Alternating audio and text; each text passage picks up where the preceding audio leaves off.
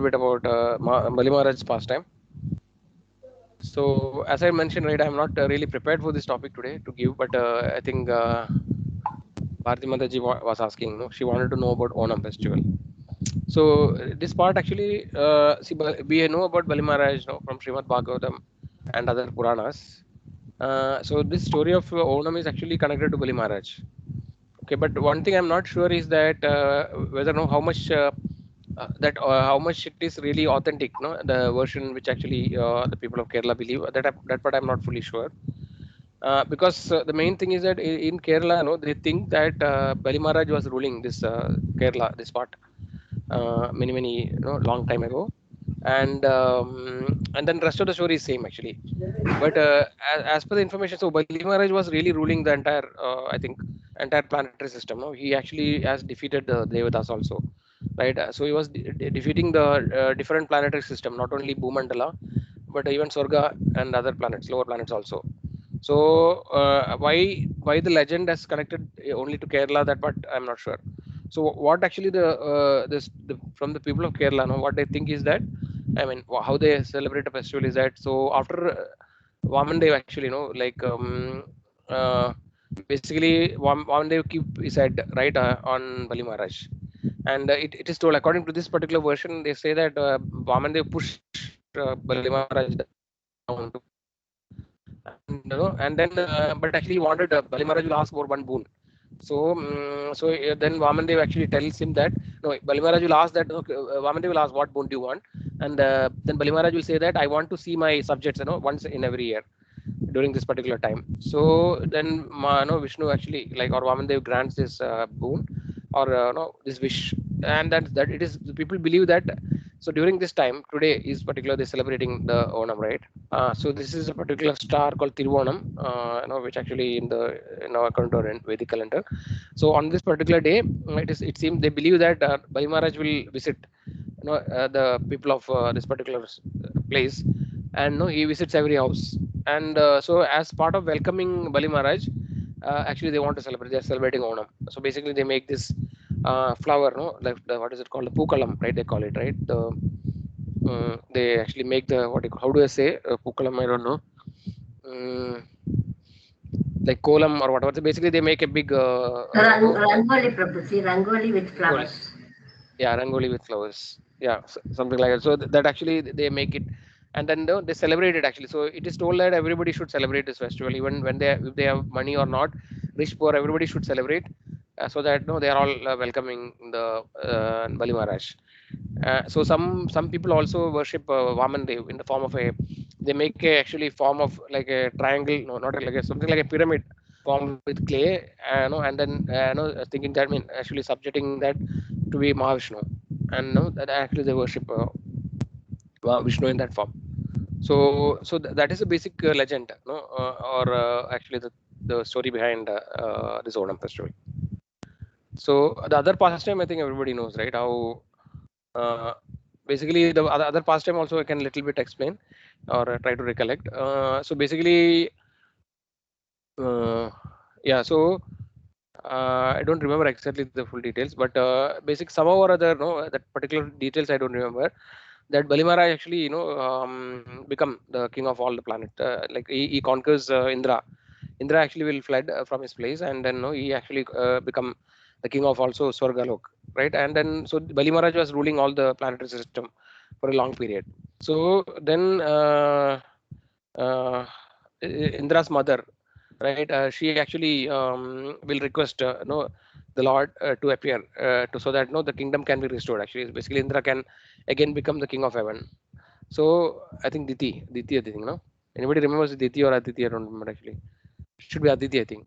So they are sisters, right? So Aditi and Kashyapa, yeah. So Aditi and Kashyapa. So so they actually worship Baro. She took a particular vrata. So I don't remember the details. So she approached, I think, Kashyap Muni, or Kashyap Muni itself, I think. So Kashyap Muni will advise her to take a particular vrata. I think it is Payo vrata, something like that. And no, after performing that vrata, then Lord Vishnu appears, and no, and then she makes a request that no, this is a request actually. So somehow I want the kingdom to be restored, my son's kingdom. So then actually, Vishnu be actually very pleased with the Vrata, he agrees. So basically, we know that no, Lord Vishnu or Krishna, like we know that the difference between Vishnu and Krishna is very less. So basically, we generally in Bhagavatam we can see that no, they are used interchangeably. So and then traditionally people believe that no, Vishnu actually is the source of Krishna. So this is a different controversial topic. So I mean, maybe briefly I can just tell, but we will not get into detail. So basically, the thing is that general people or most of the general people, right, they only have a partial understanding of the full picture. So generally, it is mentioned that Garbhodashaya Vishnu, right, who actually is one of the expansions of Mahavishnu, who actually is responsible for every universe. He takes a particular incarnation when there are problems in that particular universe.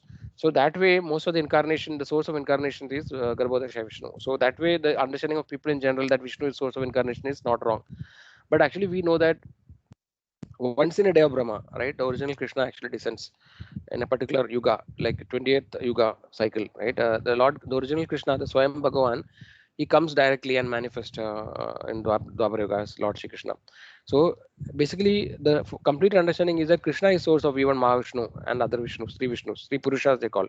Mahavishnu, Kshirodashaya Vishnu, and Garbhodashaya Vishnu. So that is a complete detailed understanding. But generally, if somebody says that no, Vishnu is source of incarnation, then it is not completely wrong. But actually, we know. So this is a different offshoot of the topic. So, but nevertheless, so I know actually then the Lord agrees to Aditi to appear as his son, right? So Lord actually grants a boon which more than what she asked. So her request only was to restore the kingdom of Indra, but actually, you know, Lord actually becomes so merciful that he decides to take birth, as her son. So that's how Lord Vamandev appeared, right? And then Vamandev, actually, you know, in a very small age only, he actually leaves to the kingdom of Bali Maharaj to to fulfill the desire of her mother, his mother.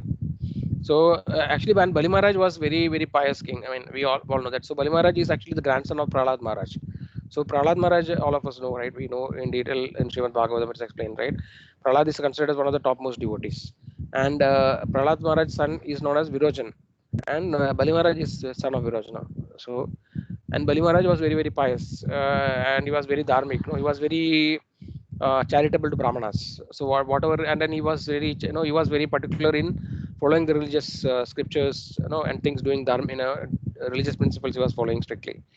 So it was not easy to other way to defeat Bali Maharaj. So then, so the Lord actually also want to glorify. So because Bali Maharaj is already a devotee of the Lord, he also want to glorify him, you know, by the pastime which he is going to perform. So we know that whenever Lord performs some pastime, right, at one stroke he will achieve multiple things. So there are two fundamental things, right? Whenever the Lord appears, he does. Anybody knows what are the two fundamental things? It is in one of the shlokas of Bhagavad Gita, which is a very famous shloka. Yeah, one is for to protect the dharma, and the other is for to protect devotees. Yes. Yada yada hi dharmasya. No? Yeah. यदा यदा हि धर्मस्य ग्लानिर्भवति भारत अभ्युत्थानमधर्मस्य तदात्मानं सृजाम्यहम् परित्राणाय साधूनां विनाशाय च दुष्कृताम् संभवामि युगे युगे, right? Dharma samsthapanarthaya sambhavami yuge yuge. So here paritranaya sadhunam vinashaya cha dushkritam. So that is, one is protecting. Paritranaya sadhu means protecting the devotees, right? And vinashaya cha dushkrita. The dushkrita means miscreants, right? To destroy or annihilate the miscreants. So these are the two fundamental things the Lord does generally. So in this particular case, it is different actually, because Bali Maharaj is already devotee. You know, he is not a really a dushkrita, but nevertheless, the heavenly kingdom was ordained by the Lord to the devatas, and Indra was supposed to rule. So the entire universal administration, no, is happening according to the Lord's will. So nothing is happening randomly. You know, everything that happens everywhere actually is indirectly or indirectly by the order of the Lord, or by his supervision. That's why in Bhagavad Gita we have seen that, no, Maya Adhyakshena Prakriti, right? He says Maya Adhyakshena Prakriti Swayareyat Sarajanam, right? So under my guidance, the entire material nature is working. And then we also, it is told that no, like not a blade of grass will move without the sanction of the Lord. So that way the Lord is directly or indirectly, directly he may be present, or through his agents or his energies, no, things are the no the things are run in the material world. So his different energies and his expansions through that. So according to the Lord's desire, right? So basically the heavenly kingdom actually is every post, no, somebody has to qualify to be in a particular in the universal administration. So like that, Lord Brahmaji is one of the most qualified soul in the universe. No, he will become Lord Brahma, right? Similarly, Indra also is a qualified person. So Brahmaji's period we have seen that it's very long, 1,000 yugas. No, when it completes 1,000 Chaturyugas is one day, and Brahma lives for 311 trillion years. But in that Brahma's life, no, there are 72 Manus, 14 Manus, sorry, in 14 Manus, and during every Manu's time, all the posts of Devatas will change, right? So the Indra, Chandra, Varuna, Vayu, all these demigod, the Saptarishis, they all change the position actually. So after one Manodara, the new people are coming into that post. So, but nevertheless, the Lord actually has a plan, right? And accordingly, the different planetary system are ruled by different devotees generally, right? All the Swargaloka and all these planets are all devotees. Devatas means they are devotees of the Lord, and then they follow the instructions of the Lord. They obey the Lord's instruction. So that's why they are called Devatas. And Asuras are people who are not following the instructions of the Lord. No, Asura means who want to enjoy. They are after sense gratification. So these are two categories. So Lord actually always want to establish the principles which He has ordained.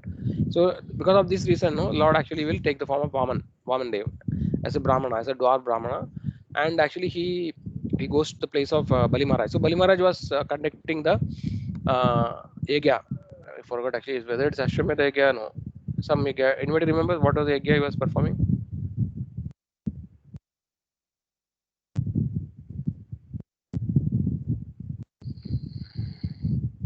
I don't know. I don't remember actually. So basically, there was one particular yagya. I think maybe Ashwamedha. There are, which what we know is Rajasuya, Ashwamedha, and then there are different yagyas. So I don't remember which yagya. I don't think it is Rajasuya definitely, but it will be Ashwamedha or something. I don't remember. So basically, the idea is that when you perform 100 such yagyas without any fault, then actually you can permanently get the position of Indra. Okay, so he had done already 99 of them, and he was about to start the 100th one. So he was under the guidance of Shukracharya, right, who are actually guiding him.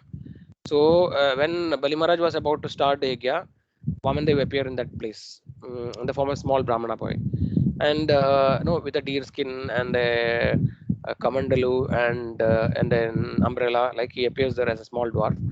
And then actually, so Bali Maharaj was about to start. So before he starts, at that moment exactly he appears. And then actually, because he was very charitable to Brahmanas, following religious principle, he will ask the Brahmana, what can I do for you? So then Brahmana will say, I don't have any big request from you. I have only very small request that I need that much land which I can measure with three, which I can measure with my 3 steps. So Bali Maharaj actually will become little, what do you call, sarcastic or something like that. You can see, because he was thinking that no, he's a very small dwarf, so a small person, and how much he can measure with 3 feet, right? In the mind, he was thinking like that.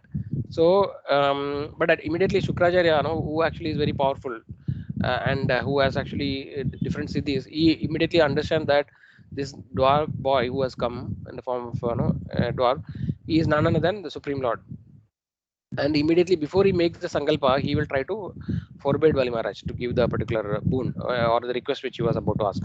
So Bali Maharaj has already taken the water, for Achaman. So basically, before giving a vow or a charity, basically, first we perform Achaman, and then actually we actually tell that particular thing, repeat it 3 times or something like that. So Bali Maharaj already taken the Achaman for sipping, and at that time Shukracharya will prevent. So first, I think I also heard there's a version which says that Shukracharya will enter in the form of a what is that called, wasp, or a beetle kind of thing, right? So basically, there is a small pot, and then there's a small in the pot. Actually, I don't know what it is called in other language. So there will be a pot with a small pipe kind of thing through which the water will flow.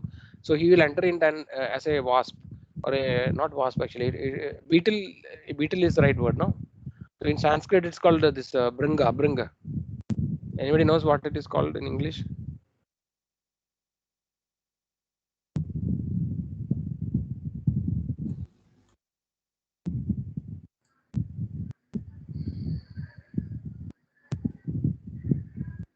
Whether you want to try?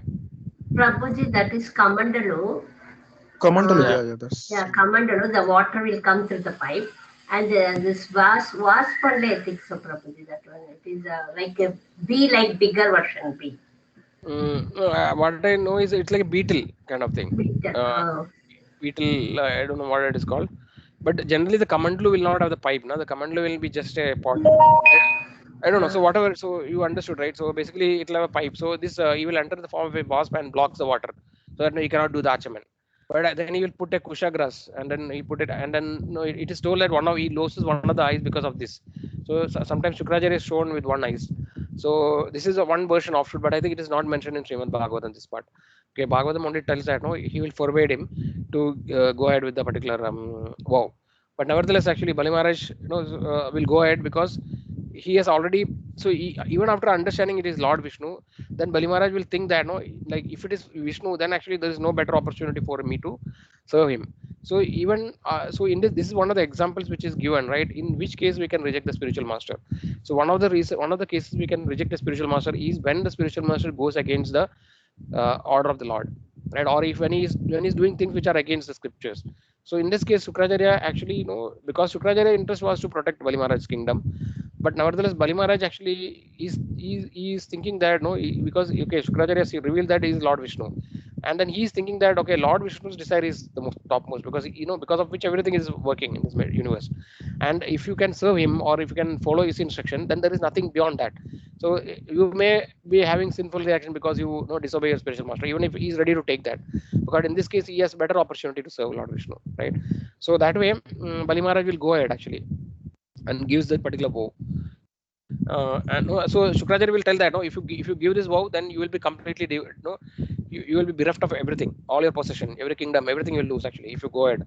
But nevertheless, even after hearing, Bali Maharaj will not want to, because one is that he is dharmic, second actually he is a devotee, so he doesn't want to lose opportunity. Whatever it is, he is ready to take, even if you lose everything, he is ready to. So this is actually that's why Bali Maharaj is given an example of one of the 9 processes of devotional service, right? Which is that process?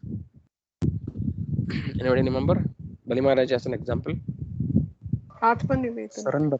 Surrender. Yes. Yeah, Atmani. Atmanivedana. Surrender. So Atmanivedana means giving the complete self, right? Surrendering fully. So this way, then actually what happens? Yeah. Then no. So Bali Maharaj knows now that but still he'll go ahead, and then immediately rest of the story we all know, right? Vamandev actually will take the form of a gigantic. He'll take a very huge gigantic form, and with 2 steps he measures everything that is possible. The lower planetary system, the heavenly planetary system, everything. And when he lifts his toe to measure the higher planetary system, actually his toenail will so basically in the universal construction it is mentioned that the details we know that all these planetary systems are there, right? The earth is called Bur Swa, right? So Burloga is the middle planetary system. Burloga is above the earth, which actually in this particular example Bur means actually everything is included upward. Normally Burloga is a small set of planetary system above the Buloga, and Swargaloga above that Swargaloga. So as part of Buloga, even the lower planetary system is considered when you say Swa, right? That we say. So in heavenly planetary system, like up till Swargalok, and beyond that we have Maharlok, Janaloka, Tapaloka, and Satyaloka, which are the topmost planets. And below we have lower planetary system, Adala, Vidala, Sudala, Talatala, Satala, Padala, like that. So beyond all these things, so basically the universe, Brahmand, it's called Brahmand, it's a form of egg, right? And beyond that, actually there are 7 layers, which actually consisting of different things like air, water, ether, mind, intelligence, ego, etc. I don't remember the exact thing now. So and beyond that is the Viraja river, which actually is considered a part of the spiritual world, kind of the part of the Karana ocean. So we know that Mahavishnu, the first Vishnu, is called Mahavishnu, or also known as Karanodakashayi Vishnu. So he is the source of everything. This Mahavishnu is an expansion of one of the Chaturvyuga, Sangarshana, second quadruple expansion, right? So before that, actually, there's the first quadruple expansion, and from Balramji is actually the source of everything. So first Krishna is there, and Krishna's first expansion is Lord Balram, right? And Krishna and Balram are considered non-different actually. So they say that it's just the color is different. So Krishna is actually bluish color and Balram is white color. But otherwise, they are almost like equal in potency, and then both of them are considered as supreme personality of Godhead. So we should not really think they are different. They are one and the same. The Balram is the first expansion of Krishna, and for Balram actually the first Chaturvyuha is there. Vasudeva, Sangarshana, Pradyumna, Niruddha, right? And then I think the first Sangarshana expands into the second quadruple expansion. So one of the expansion is Narayana, and from Narayana again the second quadruple expansion is coming. So, and in the second quadruple expansion from Sangarshana, Mahavishnu is coming, and from Mahavishnu next comes actually the Garbhodakshay Vishnu. So Mahavishnu, we know that when he breathes out, all the universes come from the pores of his body, right? Every pore actually one, he's lying in the ocean, Karana ocean, and these brahmandas are like bubbles. So when we breathe normally, in the water, when you lie down and breathe out, bubbles will come, right? Similarly, when Mahavishnu is breathing out, so every brahmanda is like a bubble, and and then he enters into every brahmanda as the second Vishnu, second Purusha, known as Garbhodakshay Vishnu. And then the third Vishnu is Paramatma, is Shirodakshay Vishnu, right? So like that actually. So uh, I forgot actually why we tell all these things. Yeah, so I was talking about the Viraja river, right? So when Vamandev was trying to measure the upper planetary system, actually his toenail will pierce through the layer, universal covering that layer, right? And it enters into the Karana ocean, which is outside. And actually this Karana ocean then enters into the universe, right? It goes to first to the higher planetary systems, Saptarishis planet, then actually it falls to the Swargaloka on top of this Manasaro, not Manasaro, on top of the Meru mountain, right, where actually the heavenly planets are there, and from the Swargalok, and from heavenly planet actually it falls down to one of the Varshas. I think it's Kimpurusha Varsha in our Bhumandala, where actually Lord Shiva is eternally residing. And so Lord Shiva actually takes the weight of the. So initially it is told that the Ganga was not flowing to the Bhumandala; it was only till Swargalok. And we know the story of Bhagirath, King Bhagirath, who actually want to bring to deliver his ancestors, who was cursed by one of the munis. I don't remember actually now, because that because of the story associated with this Ashwamedha, one the horse actually horse was released, and it actually goes to the lower planetary system where this muni was under meditation, and because he curses these people, the sons of the king, he will accuse this muni for stealing it, and then as soon just by that action, all of the people are burned into ashes, some 60,000 people. So to relieve them, King Bhagirath want to bring the Ganga. Right? After all, so many Herculean tasks and austerities, etc. Finally, Ganga Devi will tell that I am ready to come, but actually somebody has to hold my weight, and nobody can do that. And then he requests Lord Shiva, who is only capable of doing it. So Lord Shiva agrees to hold the weight of Ganga, which is falling from the Swargalok. So this is the story. So that's the origin of Ganga, and that is why Ganga is considered as very powerful and very very potent. She is capable of relieving so many sinful reactions, right? So everything has a reason. So it is actually the water which is coming from the spiritual world, kind of thing, we can say, not exactly spiritual world, but from the Karana ocean, and it is actually touching the feet of Vamandev, right? Touch the feet of Vamandev, and then it is flowing down. So that is why the river Ganga is considered as very very sacred. So yeah, so this is the pastime, so and then after that actually, so with two steps he measures the entire universe, and then nothing is left now. So Bali Maharaj can't fulfill his promise. So then Lord actually will arrest him, right, by tying with the Pasha, Varuna Pasha, and he says that no, now you could not fulfill your promise. Actually, what is that you have to say? And then Bali Maharaj will say that no, since no, I don't have anything else to give, I can only offer myself actually. And then he bows his head, no, so that the Lord can keep his measure the third step on his head. So this is the pastime actually. So here actually there are more details in Srimad Bhagavatam, no, and other Puranas, which is given the exchange between the Lord and Bali Maharaj. So we can understand the Bali Maharaj's exalted position, right, in this pastime, how he's thinking, what is his attitude, what is his mood, and Vamandev, no, actually apparently it may look like Vamandev punished. So normal people who are not so intelligent, right, or people who are not devotees, they only think that okay, they just understand the superficial meaning. They say, oh, the Lord actually is very what do you call, unfair. No, he actually punished Bali Maharaj, and then they also think that okay, Bali Maharaj is a very what do you call. Uh, Very bad kind of king, very bad person, right? They don't understand Bali Maharaj as a devotee. So these are all the inner meanings, right? So that's why Prabhupada many times says that whenever he hears spiritual topics, right, we should always hear it from a devotee. If you just hear from some people who are doing this as a way to get money, right? The Saptaha and also so-called Saptaha, they Prabhupada always used to refer Bhagavata Saptaha, right? They happen in various places, and then there are people who actually take some money for doing it. So such people you should never hear, because we don't get the real meaning of what is happening. So that's why it is important to hear from a devotee. So yeah, so Bali Maharaj actually was a very exalted devotee of the Lord. right? Though actually because of he is born in the Asura Kula, and according to his Kshatriya, he has to perform his duties, right? According because of that, no, he conquered the kingdom, heavenly planet, etc., etc. And also Lord also want to teach some lesson to Indra. Also, no, he has to lose the position because of some of the activities which he committed. So everything has a reason. So yeah, so Bali Maharaj actually, finally the Lord is very pleased with Bali Maharaj, internally and externally. He might have appeared in a very harsh way, that actually, he arrested him and etc., etc. So what actually Bali Maharaj gains out of this is that, Bali Maharaj, the Lord actually will give him a kingdom in Sutala planet, okay, which is a lower planetary system, where actually he will enjoy more opulence than King Indra. Not only that, the Lord actually agrees to be his gatekeeper. No, he told that I will always be present with you in the Sutala planet, as your doorkeeper, so that he can always take darshan. Because Lord, Bali Maharaj did not want to lose the opportunity to see the Lord. So, so this way, the Lord actually showed his mercy. And on the other side, for Indra, actually, because he became the younger brother of Indra, Vamandev is also known as Upendra, and Indra is also very dear devotee of the Lord. And Indra is always happy to see Upendra or Vamandev, in his kingdom. He always wanted to see him, so that he always can worship him, and then do service to him.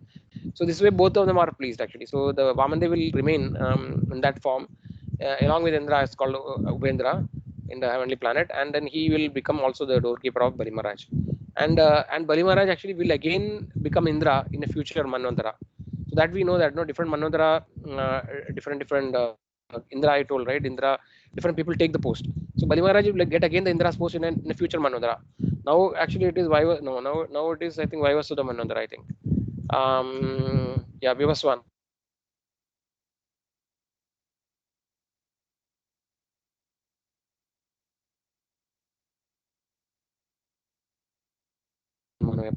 After the Vaivasundara, Krishna, am I audible?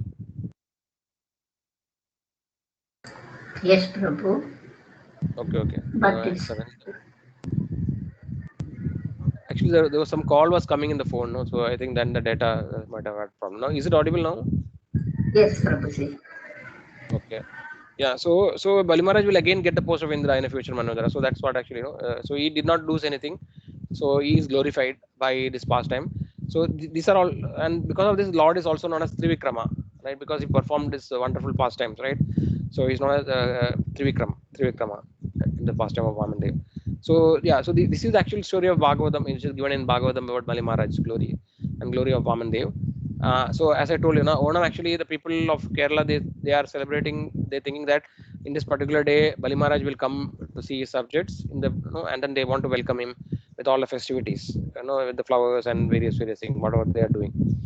So, but I am not sure exactly how much it is true that Bali Maharaj was ruling this Kerala part only. But according to the information, he was ruling the entire universe. So that part I'm not sure, but nevertheless, this is the story, Mataji. So any questions are there till now?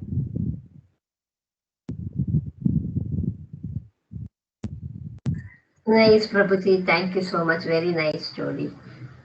Okay. Okay, devotees. Then we can move on. Any other topic anybody want to discuss? Okay. Sushil Prabhu asked about the books, right? So yeah, Sushil Prabhu. So basically, it's better to go step by step rather than jumping. That's always recommended actually. So we have, as part of our Shiksha program, right? For every level, there are a set of books which are recommended. If you look at the Shiksha paper, we can see that initially we start with some basic books, right? Like Beyond Birth and Death, Coming Back.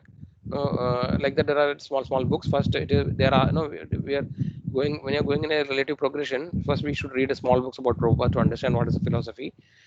Also, parallel, we can read Srimad Bhagavad Gita. Bhagavad Gita also we can read from the beginning itself. So we can read Bhagavad Gita chapter by chapter. It is recommended to go in order to understand it. Then after Bhagavad Gita, Srimad Bhagavatam is recommended. Then after Bhagavatam, Chaitanya Charitamrita is recommended. So Prabhupada, according to Prabhupada, no, these books, if you read, that is sufficient. It has everything which you have to understand in Krishna consciousness. But if you are doing preaching extensively, etc., then maybe we can read more books.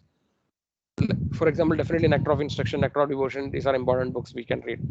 So we should always be careful to read only books from our acharyas, what actually is recommended in our parampara, right? The Goswami, but in even the Goswami books also, generally it is not recommended directly to read, because Goswami is also written on various topics. No, so generally until we become very senior or no, uh, normally actually these books are sufficient actually. Bhagavad Gita, Srimad Bhagavatam, Chaitanya Charitamrita, Nectar of Instruction, Nectar of Devotion. So this much if you read, that is everything. Then after that, if you want to read beyond, then I think we should ask our spiritual master's permission generally, if you want to read more books, because reading too many books or going out of track, no, also may confuse us actually if you are not really matured to understand things. So Sushil Prabhu, so that's what it is, Prabhu. Any further questions in this? Yeah. Yeah, this is perfect. And also I found that means my experience, I found that I tried first two cantos of Bhagavatam, but reading and listening Bhagavatam I feel is very different thing. I mean, that's what I understand. Means I will not get much knowledge or much interest while I read my own, but when I listen on YouTube, Amarinder Prabhu or any other Prabhujis, then that gives a better understanding and some different flavor actually. I think that only reading is not sufficient also. Yeah, that's I don't know why, but this is my experience actually. Correct.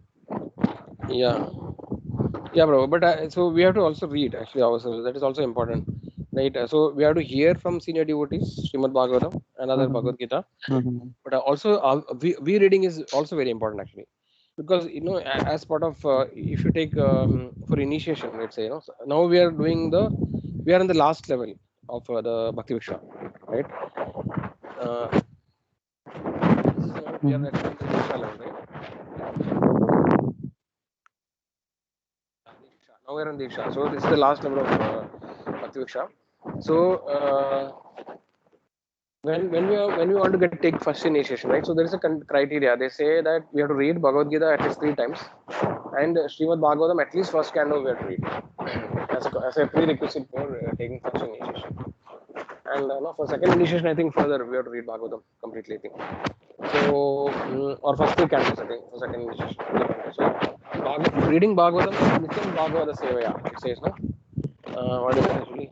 Om Namo Bhagavate Vasudevaya Narayanam Namaskrityam Naram Cheva Narottamam Devim Saraswatim Vyasam Tato Jayamudire Rashprayasha Bhadreshu Nityam Bhagavata Sevaya. So this is what actually, in Bhagavatam itself, Sukadeva Goswami is mentioning. So Nityam Bhagavata Seva means what? Actually reading Srimad Bhagavatam daily is actually is a one important anga of devotional service. We have seen the 5 angas, right? In that one is reading scriptures. Reading scriptures, all reading Srimad Bhagavatam. So reading Bhagavatam is very important. Whether we understand or not, we should read actually. And then because of Prabhupada's perfect, no, we can definitely understand a lot of things. But everything we will not, nobody can understand without the mercy of the Lord, right? Even if I read Bhagavatam many times, first of all, reading Bhagavatam also needs a qualification. Not everybody is able to read Bhagavatam, even if they have Bhagavatam at home.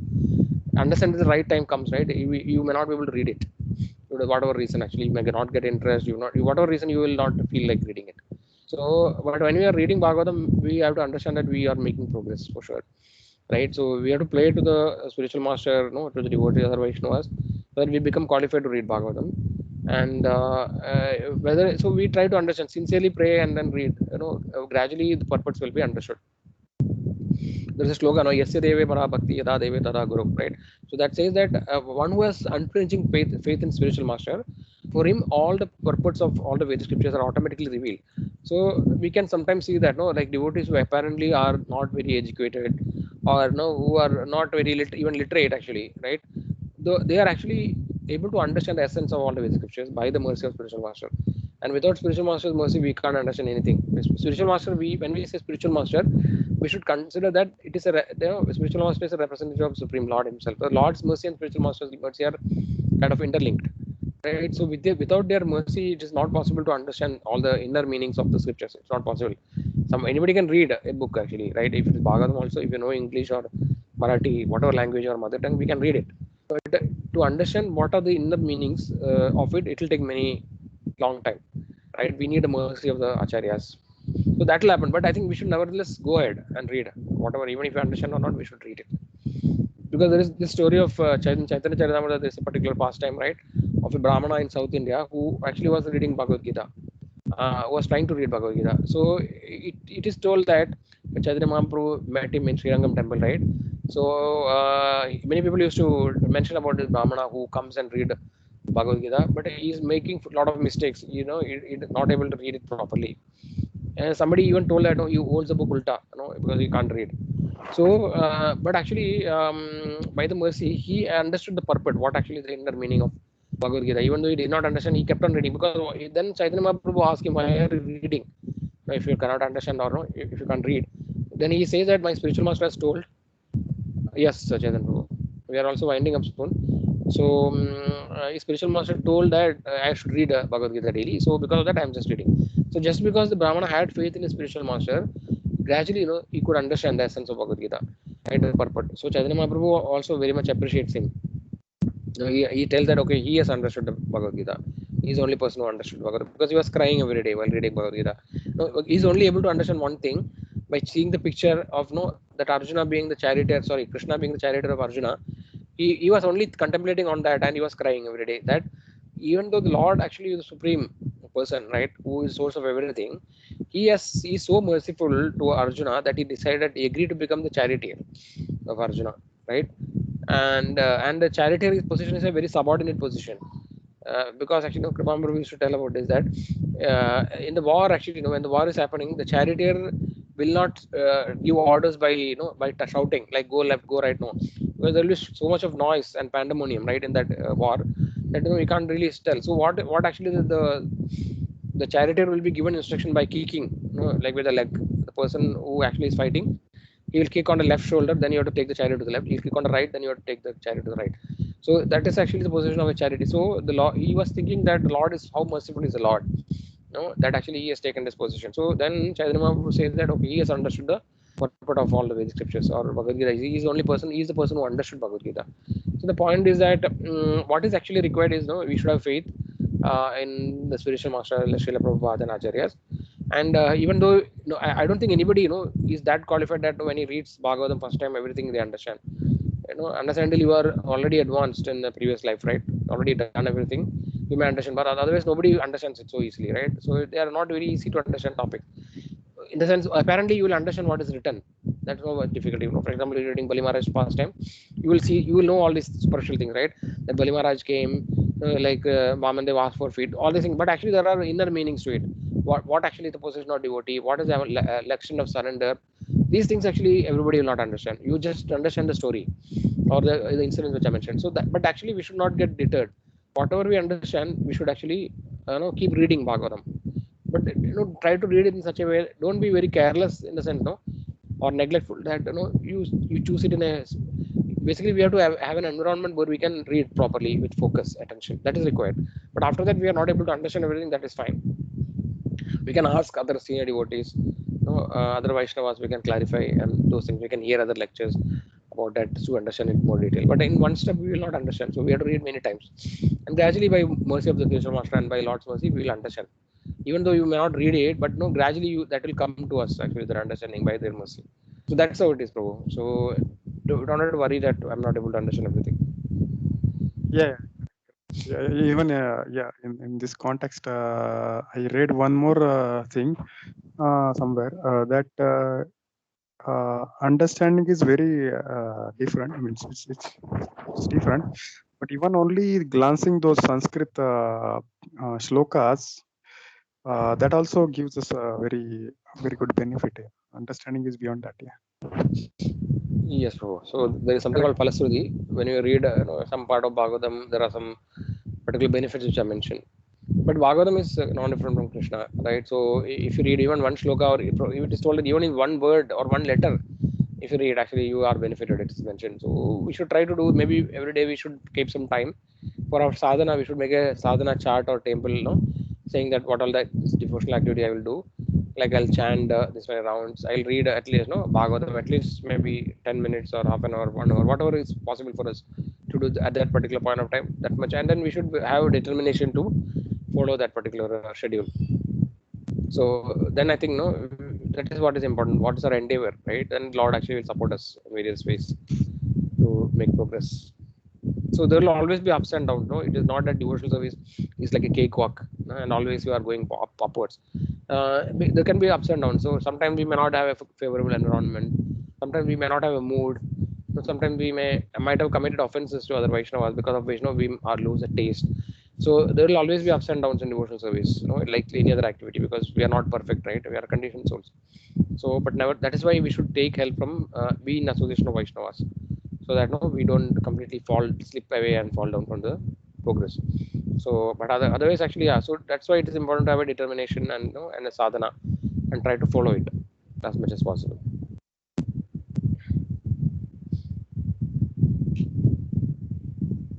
Okay. Any other questions of the devotees?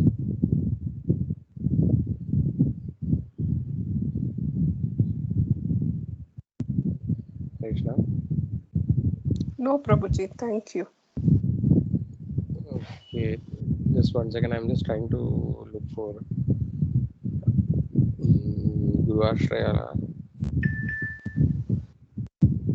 Okay, so here you can see some, I don't know what it is, control.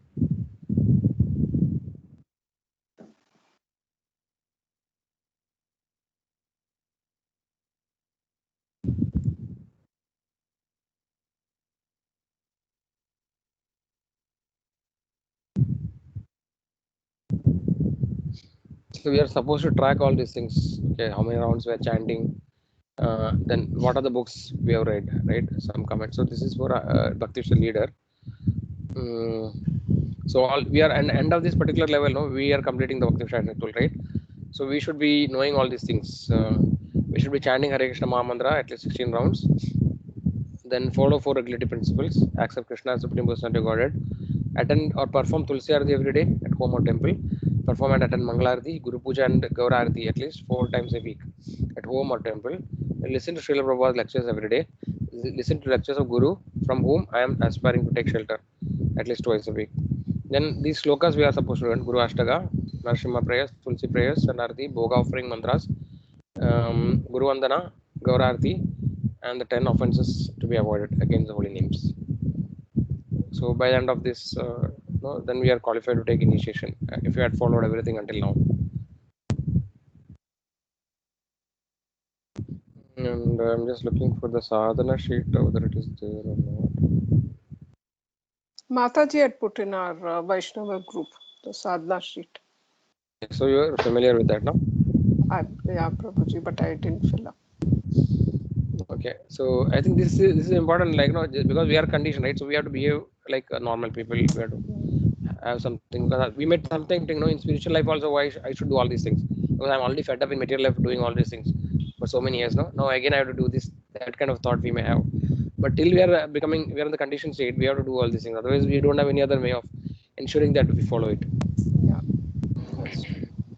That's Yeah, so some of the objectives of this level is understand the importance of accepting the shelter of a guru, help members learn various aspects of bhakti, facilitate start shastra study group on a day. So after Bhakti Vriksha, this group has to continue with a study program. Basically, take some books, small books or big book, and read as a group, chanting at least 16 round Hare Krishna mantra. Then the books which are, so by the end of this round, we are supposed to complete Bhagavad Gita at least one time. Read entire Bhagavad Gita completely one. Then there's a book called Spiritual Master and Disciple. Then Teachings of Lord Chaitanya, Nectar of Devotion. So these books actually we have to complete as a minimum qualification. And then there are additional books which are mentioned: Narada Bhakti Sutra, Bhakti Yoga, the Art of Eternal Love, Sri Namamrita, and Songs of Vaishnavacharya. So all these books we get in the temple. Okay, then yeah, so something, yeah, this is actually something for tracking purpose. Actually, no, it's not exactly sadhana sheet. Yeah, so we already told about it, no? Some other things which you are expected to have.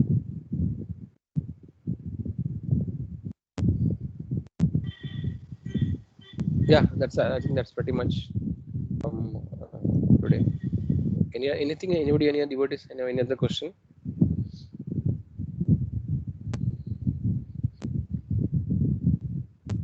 Otherwise, we'll okay. One thing, one request is there. Next session, next Saturday, we are coming. We are having another session, right? So I would like anybody would like to take the session next week. Basically, we can talk about any subject, whatever you're comfortable. Basically, we see the now we are, as I mentioned, we are in already Diksha level, right?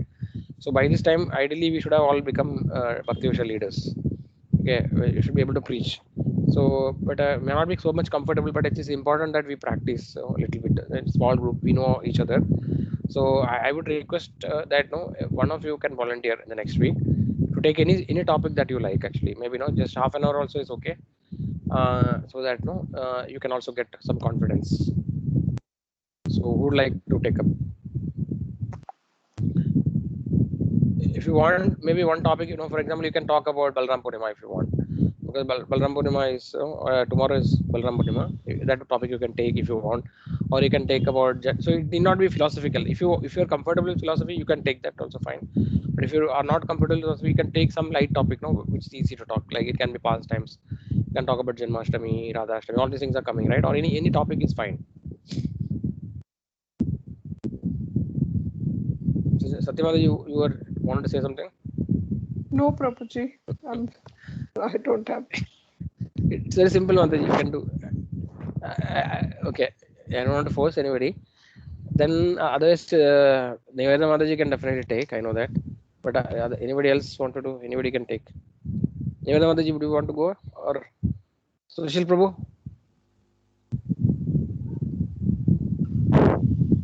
Yeah, Prabhuji, I will take, but I'm not sure I can talk straight 30 minutes, but 15 minutes I can try first time. Maybe we'll check with Niveda Mataji. If she can do, then first she can do. I think she is attending for a very long time. Niveda Mataji, would you want to do? Topic, Prabhuji. Uh-huh. Topic, which topic? You can select topic, Mataji. Okay, Prabhuji. You select topic. See, I given some example topic, no? Like, Yeah. so do you want to talk about pastime or on philosophy? Yeah, once you said about Prabhupada lectures, then I will choose one among that. Mataji, you decide, Mataji. I mean, I don't want to. So I just give the topic. You decide. You can go through the lectures of Prabhupada Yes, if you want to talk about philosophy, or you can talk about it's up to you, completely free. You decide a topic. Okay, I give some example because of the occasion is one is Balram Purnima is there, Janmashtami is there, Radhashtami. These three festivals are coming now. So if you want, you can talk about any of these topics. So one other topic you can take, like Balram Purnima, Balram's pastime you can talk.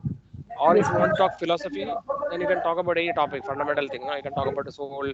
Like I'm just giving some example just to think about, but any topic is fine, Mataji. So you can plan half an hour at least, or 45 minutes, whatever you want, you can take. You can just prepare. Okay. Then after that, Sushil Prabhu, you can then you can plan later after this. So you'll get some idea Yes. how Mataji is taking and Yeah. then. But there is nothing to worry here actually, because we know everybody each other, right? So we are just trying. There's nothing to worry. Okay, Niveda, so you will prepare. I don't have to remind you, no? You'll remember. Yeah, yes. Yeah, just take any topic. Yeah. Maybe others also can volunteer later. Whoever is comfortable, maybe after once in a month or something, we can have a session like that. No? So everybody actually gets some experience and practice.